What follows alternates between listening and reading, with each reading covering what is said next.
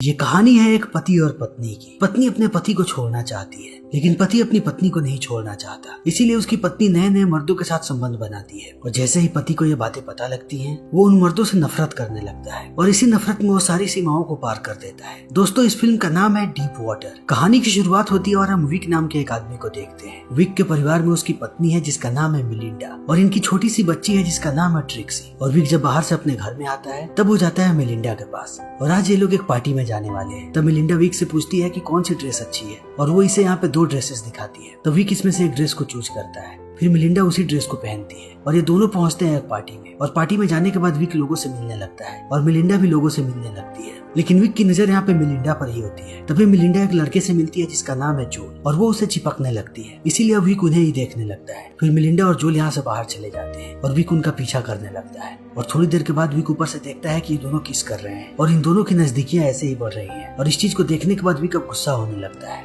क्योंकि मिलिंडा उसकी पत्नी है, लेकिन विक यहाँ पे मिलिंडा को ऐसे नहीं रोक सकता, इसीलिए वो अपने गुस्से को अंदर दबा लेता है। तभी मिलिंडा वापस आती है और वो यहाँ पे पियानो बजाने लगती है और सारे लोग उसके पियानो में मदहोश हो जाते हैं। तभी विक की मुलाकात होती है जोल से और ये दोनों बातें करने लगते हैं। तो विक यहाँ पे जोल से पूछता है कि वो मिलिंडा के बारे में क्या सोचता है और वो उसके साथ बाहर क्या कर रहा था। तब जोल यहाँ पे क्लियर कहता है कि मिलिंडा सिर्फ उसकी दोस्त है और इनके बीच कुछ भी नहीं चल रहा है। तभी यहाँ पे कहता है कि तुम्हारे जैसा उसका एक और दोस्त था जिसका नाम था मार्टिन और वो भी यही बातें किया करता था, तब मैंने उसे जान से मार दिया। और इस बात को सुनने के बाद अब जोल बुरी तरीके से डर जाता है और वो इतना डर जाता है कि वो इस पार्टी को छोड़ करके चला जाता है। और मिलिंडा इस चीज को नोटिस कर लेती है, इसीलिए जाते वक्त वो विक से पूछती है कि तुमने जोल से क्या कहा। तो विक कहता है कि मैंने उससे कुछ नहीं कहा, लेकिन मिलिंडा कहती है कि मैंने तुम दोनों को बात करते हुए सुना था। लेकिन विक इस बात को खत्म कर देता है। तब ये दोनों घर चले आते हैं। तभी यहाँ पे हम देखते हैं कि इन दोनों के कमरे अलग अलग हैं और मिलिंडा बहुत दिनों से तलाक लेने की कोशिश कर रही है विक से, लेकिन विक उसे तलाक नहीं दे रहा क्योंकि वो अपनी शादी को बचाना चाहता है। लेकिन मिलिंडा अब इसे पसंद नहीं करती, इसीलिए दोनों अलग अलग रहते हैं। तभी अगले दिन हम विक को देखते हैं जो अपने दोस्तों के पास जाता है। तब उसके दोस्त उसे बताते हैं कि चारों तरफ ये खबर फैली हुई है कि तुमने मार्टिन को मारा है और तुमने जोल को भी मारने की धमकी दी है। तभी किस बात को घुमा देता है और कहता है कि मैंने मार्टिन को नहीं मारा, मैं सिर्फ जोल से मजाक कर रहा था। लेकिन ये लोग कहते हैं कि ये बातें अब हर जगह फैल चुकी है। तभी विक पहुंचता है घर और मिलिंडा उसे कहती है कि मुझे पता लग गया कि तुमने जोल से क्या कहा था।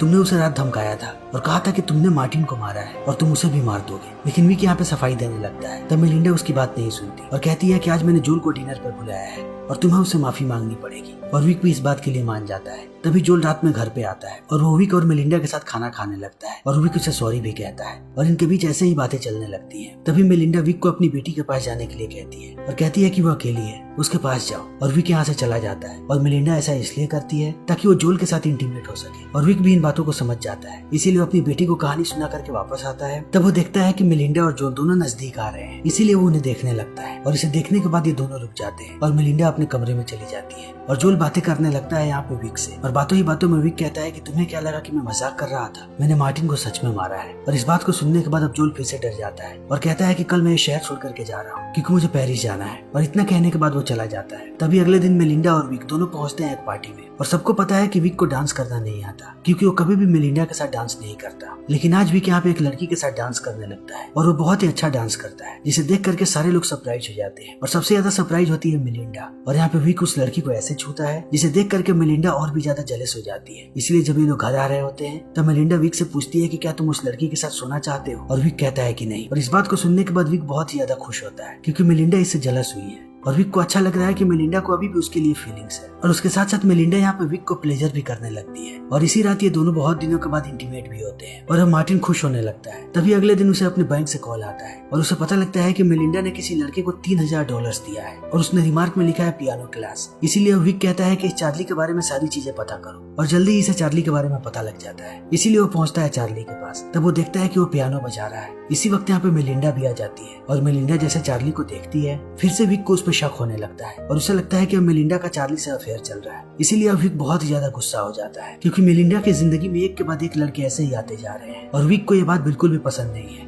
इसीलिए विक गुस्से में घर आ जाता है। तभी टीवी पे हम एक न्यूज देखते हैं जिसमें हमें पता लगता है कि मार्टिन की लाश मिली है। इसीलिए विक सोच में पड़ जाता है कि हर जगह ये बात फैली हुई है कि मार्टिन को इसी ने मारा है और अब उसकी लाश भी मिल गई है। इसीलिए अब सबका शक इसी पे जाएगा और अब विक ये सारी बातें सोच ही रहा होता है। तभी यहाँ पे मिलिंडा आती है। तब विक इससे पूछता है कि वो इतनी रात तक बाहर क्या कर रही थी। तब वो बताती है कि वो चार्ली के साथ डिनर पे गई थी और डिनर के बाद ये बहुत ही ज्यादा नशे में थी, इसीलिए इसे याद भी नहीं कि इन दोनों के बीच और क्या क्या हुआ। और इस बात को सुनने के बाद विक गुस्सा होने लगता है और वो मिलिंडा को बताता है कि मार्टिन की लाश मिली है। तब इस बात को सुनने के बाद मिलिंडा शॉक हो जाती है और कहती है विक यानी कि मार्टिन सच में मरा था और अब मेलिंडा सोने चली जाती है। तब अगली सुबह विक अपनी बेटी को ले आता है बाहर घुमाने के लिए और वो उसे एक कुत्ते का बच्चा भी खरीद के देता है। लेकिन अब विक की परेशानियां ऐसे ही बढ़ने लगती है क्योंकि वो हर वक्त चार्ली और मेलिंडा के बारे में सोच रहा होता है कि ये दोनों इंटीमेट हो रहे हैं। और इसी बीच जब वो घर आता है तब वो देखता है कि मेलिंडा फिर से घर से गायब है, इसीलिए उसे और भी ज्यादा शक होने लगता है। तभी वहाँ पे मेलिंडा आ जाती है। तभी किससे पूछता है कि वो रात भर कहाँ थी। फिर वो बताती है कि रात में उसने बहुत एंजॉय किया और वो फिर से चार्ली के साथ बाहर थी और अब वो रात के किस्से सुनाने लगती है। और इन सारी बातों को सुनने के बाद विक का खून जलने लगता है, लेकिन फिर भी वो मेलिंडा को कुछ नहीं बोलता। और शाम को ये लोग फिर से जाते हैं पार्टी में, लेकिन जब पार्टी में सारे लोग घूम रहे होते हैं तभी यहाँ पे चार्ली आता है और विक को पता लगता है कि चार्ली को यहाँ पे मेलिंडा ने इन्वाइट किया है। इसीलिए मेलिंडा चार्ली को एक गाना बजाने के लिए कहती है और चार्ली यहाँ पे पियानो बजाने लगता है और उसके धुन पे सारे लोग झूमने लगते हैं और सब बहुत ही खुश होते हैं। लेकिन विक यहाँ पे गुस्से में लाल हो रहा होता है क्योंकि उसे बिल्कुल भी पसंद नहीं कि चार्ली यहाँ पे आए। और अब ये पार्टी ऐसे ही चलने लगती है और देखते ही देखते रात हो जाती है। और विक जब बाहर से घूम के अंदर आता है तब वो मेलिंडा को एक कमरे से बाहर आता हुआ देखता है और तभी उसी कमरे से चार्ली भी बाहर आता है। और इस चीज को देख करके विक और भी ज्यादा गुस्सा हो जाता है और वो इनका पीछा करने लगता है। तब ये लोग जाते हैं पूल में और पूल के अंदर ये लोग नहाने लगते हैं और इसी बीच चार्ली बार बार मेलिंडा को छूता है और मेलिंडा भी उसे छूती है और विक इन सारी चीजों को बहुत ही ध्यान से देख रहा होता है। तभी यहाँ पे बारिश आ जाती है और सारे लोग घर के अंदर भाग जाते हैं, लेकिन विक यहीं पे होता है और वो चार्ली को पानी में देखता है, इसीलिए वो भी पानी के अंदर कूद जाता है और वो चार्ली के पास जाने लगता है। फिर थोड़ी देर के बाद वो आ जाता है घर के अंदर और अंदर आने के बाद कुकीज बनाने लगता है और इसी बीच उसका हाथ भी जल जाता है, इसीलिए वो चिल्लाने लगता है और सारे लोग उसके पास आ जाते हैं और उसके हाथों को देखने लगते हैं। तभी मेलिंडा बाहर देखती है और उसे पता लगता है कि चार्ली की लाश पानी के ऊपर तैर रही है, इसीलिए वो चिल्लाने लगती है और सारे लोग जाते हैं चार्ली की लाश के पास और वहाँ पे विक भी जाता है और वो पानी में कूदता है और चार्ली की लाश को बाहर निकालता है। और अब सारे लोग बहुत ज्यादा डर चुके होते हैं, इसीलिए यहाँ पे पुलिस वाले आते हैं और उसके साथ डिटेक्टिव्स भी आते हैं और वो सारे लोगों से पूछताछ करने लगते हैं, लेकिन किसी को कुछ भी पता नहीं होता।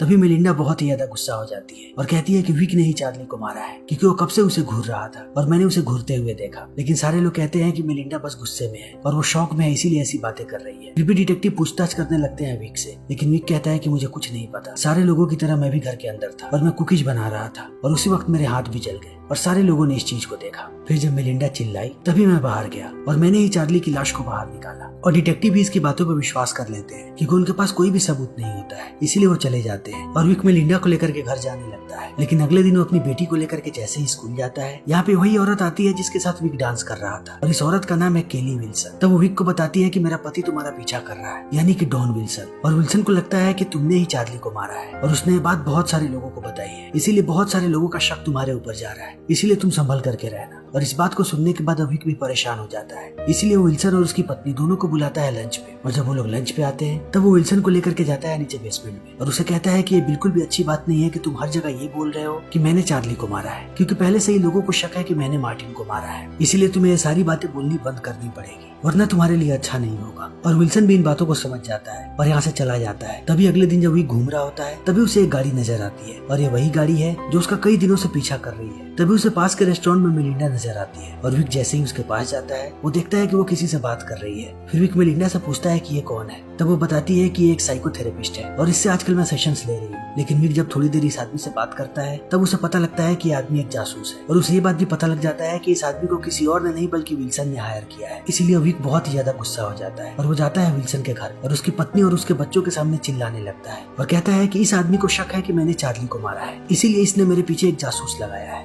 और मैं इसके लिए इस पे केस कर सकता हूँ। और इस बात को सुनने के बाद अब विल्सन की बीवी और बच्चे दोनों विल्सन पे गुस्सा होने लगते हैं। तब विल्सन अपनी सफाई देता है और कहता है कि मैंने जानबूझ के उसका अपॉइंट नहीं किया, मुझे तुम्हारी बीवी ने कहा था एक जासूस को अपॉइंट करने के लिए, वो भी तुम्हारे पीछे। और विक जैसे ही इस बात को सुनता है वो यहाँ से चला जाता है। लेकिन वो जैसे ही घर पहुँचता है वो मेलिंडा को यहाँ पे एक और लड़के के साथ देखता है और इस लड़के का नाम है टोनी। और टोनी और मेलिंडा दोस्त हुआ करते थे कॉलेज में और उस वक्त टोनी बॉयफ्रेंड था मेलिंडा का, इसीलिए फिर से विक को गुस्सा आने लगता है। लेकिन वो घर के अंदर चला जाता है और मेलिंडा को कुछ नहीं बताता। तभी अगले दिन टोनी यहाँ पे आ जाता है, लेकिन विक यहाँ पे अपने आप को बिल्कुल शांत रखता है ताकि मेलिंडा को ये बात पता न लगे कि वो टोनी से भी नफरत करता है, लेकिन वो उन्हें ही देखते रहता है। फिर जैसे ही रात होती है विक अपने कमरे में चला जाता है। फिर वो देखता है कि टोनी चुपके से जा रहा है मेलिंडा के कमरे में और कमरे में जाने के बाद ये दोनों इंटीमेट होने लगते हैं और विक बाहर से इन सारी चीजों को देखता है, इसीलिए वो फिर से आग बबूला होने लगता है। तभी अगली सुबह जब विक यहाँ से जा रहा होता है तभी उसे टोनी मिल जाता है। तब वो उसे कहता है कि मैं जंगल की तरफ जा रहा हूँ और वहाँ का नजारा बहुत ही अच्छा है, क्या तुम चलोगे देखने? और टोनी भी मान जाता है, इसीलिए विक उसे बैठा करके ले जाता है जंगल के बीचों बीच जहाँ से एक नहर बहती है। और जैसे ही टोनी गाड़ी से नीचे उतरता है, विक उसके सर पे एक पत्थर दे मारता है, जिससे टोनी नीचे गिरता है और उसकी मौत हो जाती है। तब विक उसके कपड़े के अंदर बड़े बड़े पत्थर डाल देता है और उसे इसी नहर के अंदर डुबा देता है ताकि इसकी लाश किसी को ना मिले। और इतना करने के बाद वो घर चला जाता है। तब वो मेलिंडा को देखता है और मेलिंडा बार बार टोनी को कॉल कर रही होती है, लेकिन टोनी का कॉल नहीं लग रहा होता है। तब मेलिंडा को लगता है कि टोनी एक बार फिर से उसे छोड़ करके चला गया है और उसने उसे एक बार फिर से धोखा दिया है, इसलिए वो निराश हो जाती है और विक से कहती है कि मैं पिकनिक पे जाना चाहती हूँ। फिर वो उसी लेक का नाम लेती है और विक भी उसे लेकर के जाने लगता है। फिर जब ये लोग पिकनिक पे पहुंचते हैं तब विक एक एल्बम देता है मेलिंडा को, इसमें सिर्फ उसकी तस्वीरें होती है और ये बहुत ही प्यारी प्यारी तस्वीरें होती है। और इन चीजों को देखने के बाद अब मेलिंडा भावुक होने लगती है और कहती है कि मेरी जिंदगी में तुम ही एक ऐसे मर्द हो जो हमेशा ही मेरे साथ रहना चाहते हो, ऐसा क्यों है? तब वो कहता है क्योंकि मैं तुमसे प्यार करता हूँ। और अब मेलिंडा भी यहाँ पे फिर से अपने प्यार का इजहार करती है विक से और ये दोनों एक दूसरे को छूने लगते हैं। तभी विक देखता है कि उसकी बेटी नहर की तरफ जा रही है। फिर वो उसे पकड़ने जाता है। तभी वो देखता है कि टोनी की लाश अब ऊपर आ रही है और इस चीज को देखने के बाद वो विक डर जाता है। फिर वो मेलिंडा और अपनी बेटी को लेकर के घर आ जाता है, लेकिन आज रात मेलिंडा और वो बहुत ही ज्यादा करीब आ जाते हैं और ये दोनों फिर से इंटीमेट होते हैं। लेकिन विक की सुबह में जैसे ही आँख खुलती है वो अपनी साइकिल निकालता है और निकल पड़ता है लेक की तरफ। तभी मेलिंडा घर में घूम रही होती है और इसी बीच वो नीचे जाती है बेसमेंट में। तभी उसे टोनी का वैलेट मिल जाता है और इसे देखने के बाद वो समझ जाती है कि टोनी को भी विक ने ही मारा है। तभी हम विक को देखते हैं जो टोनी की लाश को फिर से नीचे डुबा रहा होता है। तभी हम विल्सन को देखते हैं और विल्सन भी इस चीज को देख लेता है, इसीलिए वो यहाँ से भागने लगता है ताकि वो पुलिस वालों के पास जा सके। लेकिन विक भी उसे देख लेता है, इसीलिए वो साइकिल से उसका पीछा करने लगता है। तभी गाड़ी चलाते समय विल्सन अपनी पत्नी को मैसेज भेजने की कोशिश करता है। इसी बीच उसका बैलेंस खराब होता है और उसकी गाड़ी का एक्सीडेंट हो जाता है और इसी एक्सीडेंट में विल्सन भी मारा जाता है। और विल्सन के मौत के बाद विक को लगता है कि वो सुरक्षित है, इसीलिए वो घर आता है। तब वो मेलिंडा को देखता है जो उसे बड़ी ही प्यार भरी नजरों से देख रही होती है, क्योंकि मेलिंडा को इस बात का आभास हो चुका है कि जितना प्यार विक उससे करता है उतना प्यार उससे दुनिया में कोई भी नहीं करता, क्योंकि इसके प्यार के लिए विक किसी की भी जान लेने को तैयार है। इसीलिए मेलिंडा ने भी विक को माफ कर दिया है और उसने उस पर्स को भी जला दिया ताकि विक को कोई भी ना पकड़ सके। और अब मेलिंडा पूरी जिंदगी विक के साथ ही रहने वाली है। और इसी के साथ ये फिल्म यहीं पे खत्म हो जाती है। तो दोस्तों हमारी आज की ये वीडियो यहीं पे खत्म होती है। अगर आपको हमारी ये वीडियो पसंद आई हो तो इसे लाइक करें, शेयर करें और चैनल को सब्सक्राइब करें। Thank you.